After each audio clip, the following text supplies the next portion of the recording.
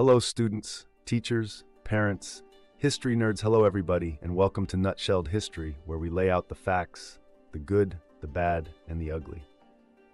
Today, we are going to continue our Ancient Civilizations series by looking at feudalism and the manor economy. Don't forget that there's a link for a fill-in-the-blank worksheet in the description. I just ask that you like and subscribe. I apologize for any mispronunciations ahead of time. I do my best. Okay, let's do this. Medieval society was a network of mutual duties. Even kings and nobles exchanged vows of service and loyalty. These vows were part of a new political and economic system called feudalism, which was the basis of European life during the Middle Ages. Feudalism was a structure of lords and lesser lords, called vassals. Lords and their vassals exchanged pledges, which was called the feudal contract.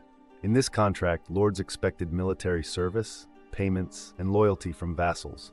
In return, they granted vassals protection and parcels of land, called fiefs or estates. By the 1100s, many nobles lived in castles, which served as fortresses. All aristocrats had a place in this structured society.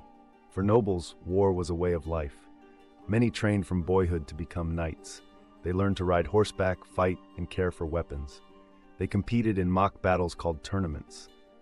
Noble women, too, participated in the warrior society.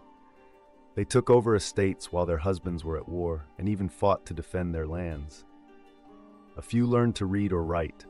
All were expected to learn spinning, weaving, and the supervising of servants.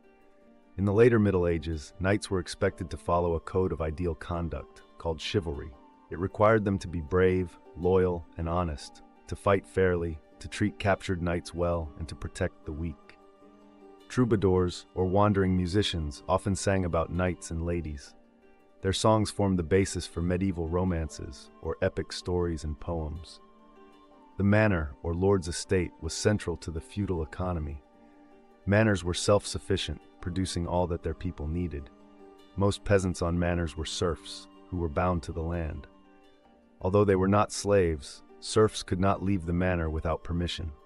They had to work the lord's land several days a week, pay fees, and get permission to marry. In return, they were allowed to farm some land for themselves and receive protection during war. Their work was harsh, and hunger and disease were common. Yet they found times to celebrate during the year, such as for marriages and births, as well as at Christmas and Easter. Alright, recap. Medieval society was basically a giant web of IOUs. Kings and nobles made loyalty pacts in a system called feudalism, where lords handed out land, fiefs, to vassals in exchange for military service and obedience. Kind of like renting, but with swords. Castles popped up everywhere, and knights trained from childhood to become armored warriors, jousting for fun and real estate. Noble women ran things while the men were off fighting, and some even picked up reading, a rare flex. Knights were supposed to follow chivalry, a code of honor that sounded nice but was loosely followed. Meanwhile, peasants, most of them serfs, worked non-stop on self-sufficient manors, tied to the land like medieval office workers who could never quit. Life was tough, but at least they had feasts and festivals to keep things interesting. There you have it, folks. That is feudalism and the manor economy, nutshelled. Thanks for stopping by Nutshelled History. Since I made you this video, you owe me some likes and subscribes. That's our feudal contract. Give me your oath in the comments down below. I'll see y'all next time on Nutshelled History.